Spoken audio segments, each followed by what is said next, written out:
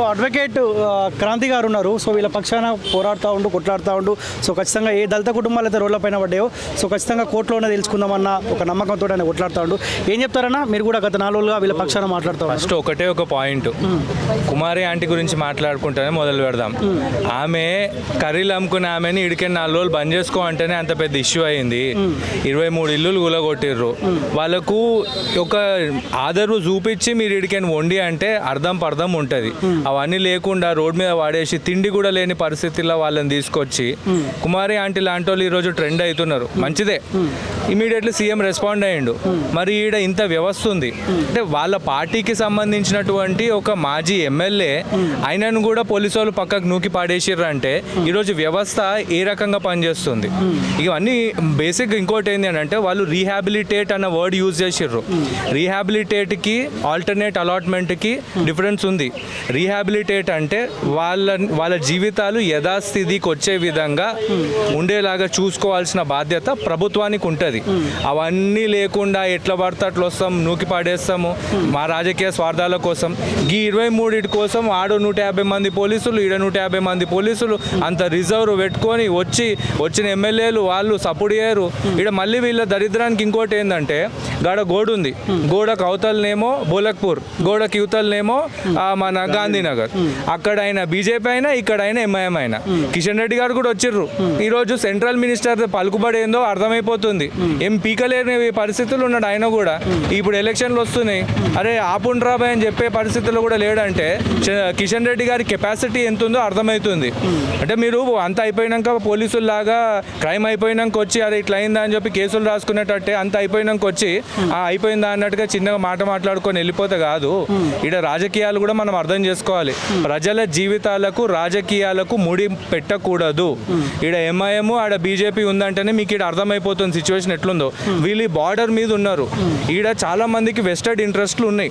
ఆ వెస్టెడ్ ఇంట్రెస్ట్లు అనేటివి డెమోక్రసీలో కరెక్ట్ కాదు. అండ్ ఈరోజు ముఖ్యమంత్రి గారు కూడా నిన్న గద్దర్ గారికి నంది అవార్డులు తీసేసి గద్దర్ అవార్డ్స్ ఇస్తా అని చెప్పేసి ప్రకటించారు.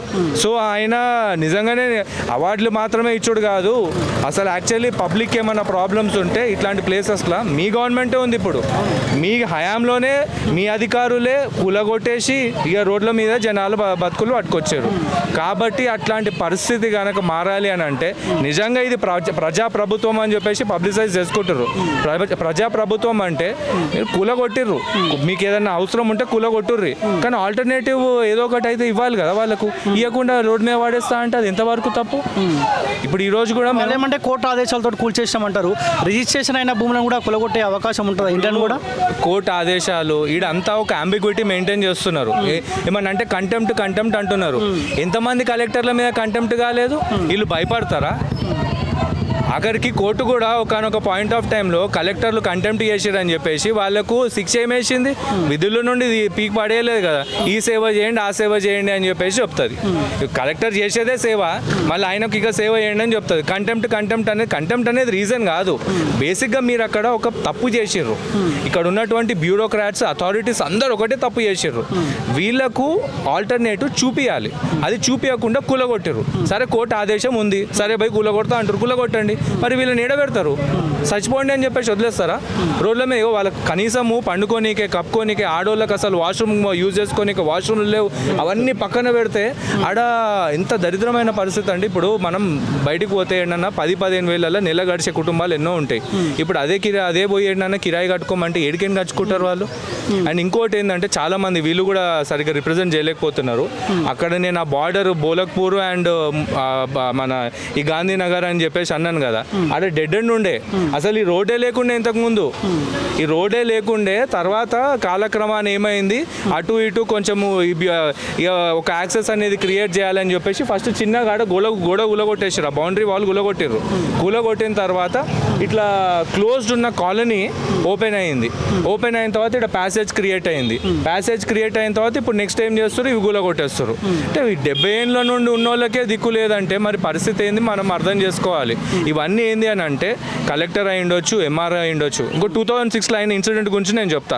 అప్పుడు కలెక్టర్కి ఇట్లనే ఇలా కంటెంప్ట్ కేసు ఒకటి వేస్తే ఆయన వచ్చి మా ఎంఆర్ఓ రాసింది తప్పు, వీళ్ళు 70 ఏళ్ళ నుండి ఈడనే ఉంటున్నారు అని కోర్టులో ఆయన స్వయాన పోయి ఒప్పుకొని వీళ్ళ వైపు తప్పేం లేదు, వీళ్ళ మీద ఇట్లాంటి ఫాల్స్ కేసు ఒకటి పెట్టేసి వీళ్ళని అక్కడ నుండి మొత్తం తీసి అక్కడ నుండి పక్కన వాడేద్దామని చూస్తున్నారు. సో గవర్నమెంట్ వీళ్ళకి ఆల్టర్నేటివ్ అరేంజ్మెంట్స్ అనేటివి చేయాలి అని చెప్పేసి క్లియర్లీ 2006లో అప్పుడున్న కలెక్టర్ కోర్టుకి చెప్పడం జరిగింది. మరి ఇప్పుడు ఏం జరుగుతుంది? కలెక్టర్లు ఉన్నది ప్రజల కోసమా లేకపోతే ఇంకేమన్నా ఏదన్నా వర్గం కోసమా? పైసలు ఇస్తే ఏమన్నా పనులు అయిపోతాయి అనే తీరులో నడుస్తుంది. ఇప్పుడు వీళ్ళు ఎట్లయిపోయారు అంటే 10 ఏళ్ళ నుండి బాగా తిని తిని తిని తిని తిని ఇక కొత్తగా వచ్చేటోళ్ళ దాంట్లో కూడా గదే కంటిన్యూ అవుతుంది అన్నట్టుగా పోతుంది. మెల్లగా దారులు అట్లనే పడుతున్నాయి. అట్లా కాకుండా ప్రజల పక్షాన, ప్రజాప్రభుత్వం అంటే ప్రజల పక్షాన ఏది నిజం ఏది అబద్ధం, నిజం నిజంలాగా మాట్లాడుకోవాలి, అబద్ధం అబద్ధంలాగా మాట్లాడుకోవాలి. ఇప్పుడు ఆయన కోదండ రెడ్డి అనేట ఆయన నూకేసిర్రు, కిషన్ రెడ్డి ఫోన్ చేస్తే ఇనలేరు. పాపం బీజేపీ కార్పొరేటర్ ఒక ఆయన వచ్చి వీళ్ళతో ఆ రోజు అంతా ఉండిపోయిండు. ఇక పక్కన పెట్టేస్తే ఆయన ఈ ఏరియా ఎమ్మెల్యే ముఠా గోపాల్ కూడా వచ్చిండు, చూసిండు, పోయిండు. మరి తర్వాత ఇగో ఇప్పుడు ప్రతిపక్షం రోల్ కూడా ఒకటి ఉంటుంది.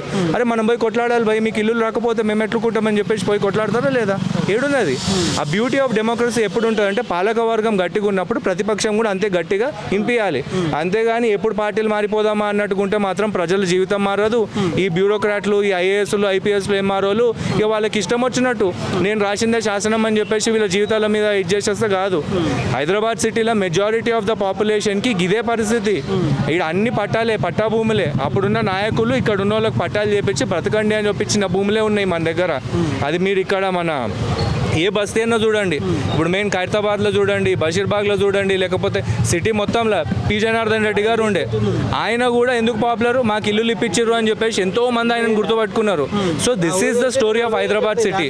ఇవన్నీ వదిలేసేసి వెళ్ళిపోండి అంటే ఏడిపోతారండి. సో ఇది ముమ్మాటికి తప్పు.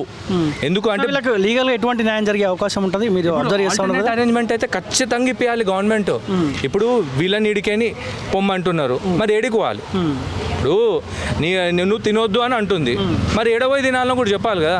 తినొద్దు చచ్చిపో అని అంటే మరి రాజ్యాంగం నాకు ఇచ్చినటువంటి ప్రాథమిక హక్కు అనేది పోతుంది కదా. అదే లేకున్నప్పుడు మరి ఇక ఈక్వాలిటీ అనేది ఏడుంటుంది కాన్స్టిట్యూషన్లో? ఇప్పుడు ఒకరికి ఇబ్బంది అవుతుంది అన్నప్పుడు మరి వాళ్ళ ఇబ్బంది కోసం మీరు ఇక్కడ వీళ్ళని ఇబ్బంది పెట్టలేరు కదా. 70 కుటుంబాలు ఇప్పుడు దగ్గర దగ్గర రోడ్డు మీదకి వచ్చేసినాయి. 23 ఇల్లులు ఇగో చూసిరుగా మొత్తం ఇడికే నాడదాకా ఎట్లా గుల్ల కొట్టేసారు. So that is not right. Democracy అనేది ప్రతి ఒక్కరిని కరెక్ట్గా చూసుకోవాలి. ప్రజాప్రభుత్వం అంటే ప్రజల పక్షాన ఉండాలి కానీ కేవలం నాయకుల పక్షానో లేకపోతే మేము రాసిందే శాసనం అనే బ్యూరోక్రాట్లు. ఎందుకంటే వాళ్ళు అబద్ధం కూడా రాయొచ్చు. వీళ్ళ కేసులోనే జరిగింది సంఘటన. ఎంఆర్ఓ ఏదో రాస్తే కలెక్టర్ వచ్చేసి లేదు ఎంఆర్ఓ తప్పు రాసిండు అని చెప్పేసి క్లియర్లీ స్వోన్ చేసిండు. అది తర్వాత ఇప్పుడు మళ్ళీ 2016 నుండి ఇంకో స్టోరీ. సో ఇదంతా ఏంది అని అంటే వెస్టెడ్ ఇంట్రెస్ట్ ఉన్న వాళ్ళు చేస్తున్న పని తప్ప వీళ్ళ జీవితాలు రాజకీయం అవుతున్నాయి. ఓకే ఓకే అన్న, thank you so much. So ఒకసారి మీరు చూడొచ్చు, నా వెనకాల నేను ముందు కూడా మీకు కనిపిస్తూ ఉన్నది, దాదాపు 23 ఇండ్లు కూల్చేసినారు. సో వీళ్ళు ఏమంటా ఉన్నారంటే ఒకవేళ కూల్చేసారు బాగానే ఉంది, ఆల్టర్నేట్ ఏదన్నా చూపిస్తారు, రోడ్డు విస్తరణ కోసం మేము సహకరిస్తా అంటా ఉన్నాం, మేము కాదనట్లేదు, కానీ ముందుగా గవర్నమెంట్ మాకు చెప్తే బాగుంటుండే 6 తారీఖు అని చెప్పి 6 తారీఖు వరకు ఖాళీ చేయాలని చెప్పారు. కానీ 6th డేట్ రాకముందుకే కూల్చేయడం వెనుక కుట్ర ఏమైనా దాగుందా, ఎవరి మేలు కోసం కూల్చేసారని చెప్పి ఇక్కడ ఉన్న బాధితులు అంటా ఉన్నారు. సో ముఖ్యంగా ఇక్కడ దాదాపు 23 కుటుంబాలలో 21 దళిత కుటుంబాలు కనిపిస్తూ ఉన్నాయి. సో 2 కుటుంబాలేమో బీసీ కుటుంబాలు కనిపిస్తూ ఉన్నాయి. సో రేవంత్ రెడ్డి గారికి రిక్వెస్ట్ చేస్తూ ఉన్నాం, కుమారి ఆంటీకి ఇబ్బంది అయితే ఆమె కుటుంబం రోడ్డు మీద పడుతుందని చెప్పి నువ్వు ఇమీడియట్లీ రియాక్ట్ అయ్యి ఆ కుటుంబానికి అండగా ఉంటా, కుమారి ఆంటీకి అండగా ఉంటా అని చెప్పినావు కదా. మరి ఇప్పుడు ఇక్కడ 23 కుటుంబాలు రోడ్ల మీద పడ్డాయి, 23 ఇండ్లు కూల్చేసిరు.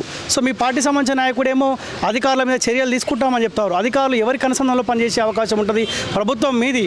ఈ ప్రభుత్వం వచ్చి కూడా వారం రోజుల 10 రోజులు కాలేదు, దాదాపు 2 నెలలు కాబోస్తూ ఉంది. మీకు అనుసంధానంలోనే అధికారులు, జిహెచ్ఎంసీ అధికారులు పనిచేసే అవకాశం ఉంటుంది. ఎంఆర్ఓలు, సో సంబంధిత కలెక్టర్ కావచ్చు, మీకు అనుసంధానంలోనే పనిచేసే అవకాశం ఉంటుంది. దయచేసి దీంట్లో అధికారుల మీద నెట్టేసే ప్రయత్నం చేయకండి. మీ స్వార్థ రాజకీయాల కోసం 23 కుటుంబాలు ఈరోజు రోడ్ల మీద పడ్డ పరిస్థితి కనిపిస్తూ ఉంది. సో దయచేసి రాష్ట్ర ప్రభుత్వం స్పందించాలి. ఆల్టర్నేట్గా ఏ డబుల్ బెడ్రూమ్ అయితే గత ప్రభుత్వం కట్టించిందో ఆ డబుల్ బెడ్రూమ్లు ఈ 23 కుటుంబాలకు ఇవ్వాలని కూడా రిక్వెస్ట్ ఖచ్చితంగా చేస్తా ఉన్నాం. ప్రతిపక్ష హోదాలో ఉన్న బీఆర్ఎస్ పార్టీ కావచ్చు, బీజేపీ పార్టీ కావచ్చు, అధికార పార్టీ నిలదీయాల్సిన అవసరం ఖచ్చితంగా ఉంది. ఆ దిశగా ప్రతిపక్ష హోదాలో ఉన్న పార్టీలు పోరాడతాయని కూడా రిక్వెస్ట్ చేస్తూ ఉన్నాం.